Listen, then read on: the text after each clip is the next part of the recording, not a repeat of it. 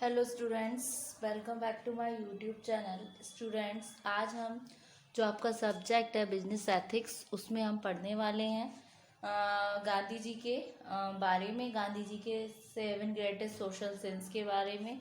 Previous वाले video में students मैं आपको इसका ओवरव्यू दे चुकी हूँ कि कौन कौन से ग्रेटेस्ट सिन है, यानी कि सामाजिक पाप हैं जिसको गांधी जी ने माना है। गांधी जी एक स्पिरिचुअल गाइड थे और हमारे फादर थे नेशन के, जिन्होंने अपनी जो कभी कभी उन्होंने क्या किया था, 7 ब्लंडर्स ऑफ वर्ल्ड के बारे में एक लिस्ट तैयार की थी मोहनदास करमचंद गांधी ने, जिसको पब्लिश किया गया था उनके वीकली न्यूज़पेपर यंग इंडिया में। ठीक है, और जो कि किया गया था पब्लिश 22 अक्टूबर 1925 को। बाद में ये जो न्यूज़पेपर है उसकी लिस्ट उन्होंने अपने ग्रैंडसन अरुण गांधी को दी थी। ठीक है, जिसमें जो रिटन किया गया एक पीस ऑफ पेपर था, जिसमें उनका फाइनल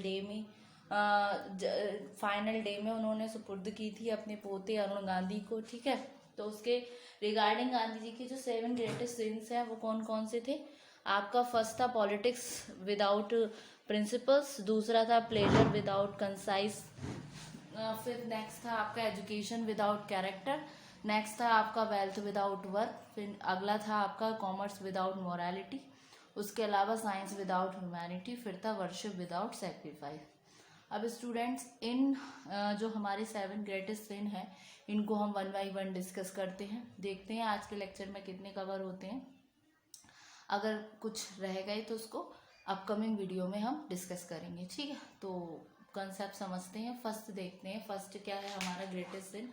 फर्स्ट है हमारा पॉलिटिक्स विदाउट प्रिंसिपल्स। ठीक है, तो गांधी जी कंसीडर करते हैं जो पॉलिटिक्स है बिना किसी प्रिंसिपल के एक तरीके से एब्रिएशन है, यानी कि क्या है, पतन है, किसी चीज़ की समाप्ति है।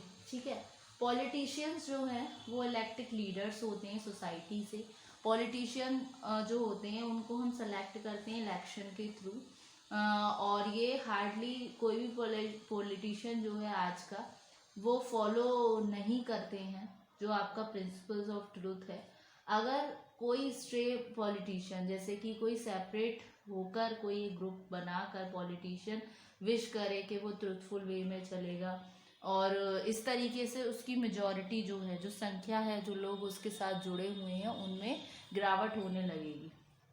तो गांधी जी कहते हैं कि जो बिलीव करेगा नॉन वायलेंस पे वो स्टैंड नहीं करेगा इलेक्शंस के लिए, लेकिन वो इलेक्ट करता है रिप्रेजेंटेटिव जो इस तरीके की चीज़ों को अंडरस्टैंड करते हैं, प्रैक्टिस करते हैं और उस फिलॉसफी को समझते हैं। ठीक है, तो गांधी जी बोलते हैं पॉलिटिक्स बिना किसी सिद्धांतों के क्या होती है, पॉलिटिक्स विदाउट प्रिंसिपल क्या है, एक समाज की बुराई है, एक पाप है।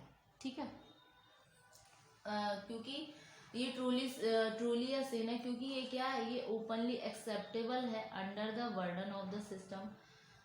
पॉलिटिक्स बिना प्रिंसिपल के एक अपराध है, लेकिन ये एक्सेप्टेबल है under the वर्डन of the system, क्योंकि हमारा सिस्टम ऐसा है जिसके कारण हमें बहुत सारे ग्लोबल क्राइसिस के से सामना करना पड़ता है, डिस्ट्रक्शन होता है जिसमें सोशल हार्मनी का। तो गांधी जी एम्फोसिस करते हैं नीड फॉर स्पिरिचुअलिटी, जो कि फर्स्ट स्टेप होता है किसी भी पॉलिटिक्स के लिए और किसी भी गवर्नेंस के लिए। ठीक है, तो यहाँ पर हुई पॉलिटिक्स विदाउट प्रिंसिपल्स, ये ग्रेटेस्ट सिन है। फिर सेकंड आता है आपका pleasure without conscience. Pleasure without conscience क्या है, pleasure without conscience can be disastrous. ये क्या है, ये आपका विनाशकारी हो सकता है, क्योंकि ये इनकरेज करेगा उन हैबिट्स को जो बिना किसी मॉरल रीजनिंग के हैं, और ये रिजल्ट करेगा जो इंक्रीज होता है यूज ऑफ एल्कोहल्स। ठीक है, मैन क्या है, एक तरीके से एक इमेज है गॉड की, जो कि पूरा करती है एक रियल पोटेंशियल को, not only represent the creator बल्कि अपने आप को ये लाई करती है ब्यूटी ऑफ क्रिएशन। जो पर्सन है वो एक तरीके से इमेज है भगवान की बनाई हुई संरचना है जो ह्यूमन बीइंग है, और प्लेजर और जॉय जो होता है लाइफ का, वो प्राकृतिक है, वो नेचुरल है, क्योंकि ये बिल्ट हो रहे हैं क्रिएशन में। जैसे प्रकृति हो गई, मनुष्य हो गया, ये सारा किसकी क्रिएशन है? ये क्रिएशन है सारे भगवान की। तो इस तरीके से ये पाया जाता है कि लोअर जहाँ पर कम प्लेजर होगा वो उस कारण होगा आपके पेन का, ठीक है। कुछ एंसेंटर्स हैं, कुछ सेजेस हैं, कुछ संत हैं, उन्होंने एक्सपीरियंस करा है इस तरीके के पैरिशेबल प्लेजर को, जो कंक्लूजन में आते हैं कि एक बेटर वे है रियलाइज करने के लिए अनएंडिंग जॉयज ऑफ लाइफ, जो कि होगा आपका प्लेजर मिलेगा उनको स्पिरिचुअलिटी से, ठीक है, इस तरीके से। तो जिस तरीके से मैन सफर्ड करता है अपने ओन मिसडीड से, जहाँ पर वो कुछ बुराइयां कुकृत्य करता है, जिसमें इग्नोर करता है वो नेचर के लॉ को अपने भले के लिए, अपने भले के लिए पेड़ों की कटाई करना, जैसे फर्नीचर का यूज करना होता है तो पेड़ को काटेगा या कुछ भी करेगा, मतलब अपने खुद के फायदे के लिए दूसरे का नुकसान करना। तो प्लेजर विदाउट कंसाइंस, अगर ये चीजें होती हैं ये बहुत ज़्यादा डेंजरस होती हैं। पीपल जो है आज का अपने आप को फाइंड कर रहा है इमेजिनेटिव, और उसके रिगार्डिंग वो क्या करते हैं, बहुत सारे डेंजरस चीज़ों को वो अपनाता है, बहुत सारे मिसडीड्स वो करता है एक्साइटमेंट में आके, जो कि और दूसरों की लाइफ को डल कर देता है।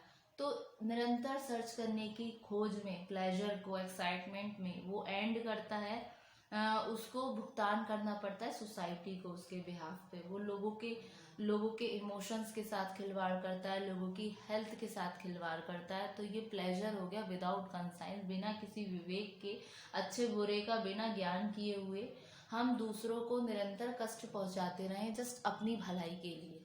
तो ये भी एक ग्रेटेस्ट सोशल सिन है जिसको माना है गांधी जी ने, कि pleasure without conscience. Gandhi ji believe करते हैं कि प्लेजर आना चाहिए अपने रियल सोल से, अपनी आत्मा से, और जो एक्साइटमेंट है वो सर्व करेगी नीडी को।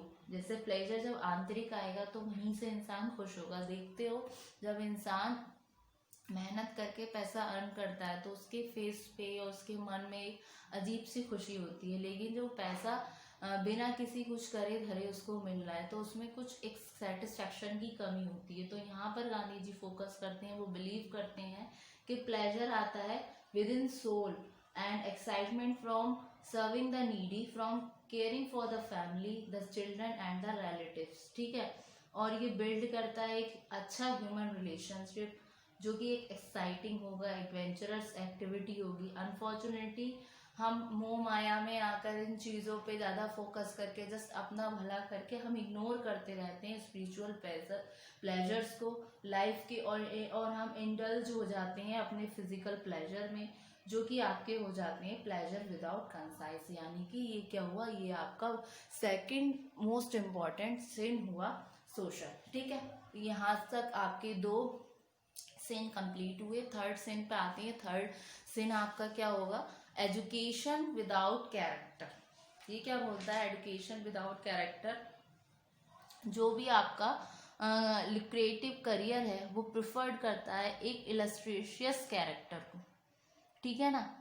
तो इलस्ट्रेशियस करियर कैरेक्टर क्या हो गया और लुक्रेटिव कैरियर क्या हो गया, इसका मतलब हो गया जो भी आपका लाभदायक, ये होता है लाभदायक, जो भी आपका लाभदायक करियर है वो प्रिफर्ड करता है इलस्ट्रेशियस कैरेक्टर को, यानी कि महान या फिर प्रसिद्ध कैरेक्टर को।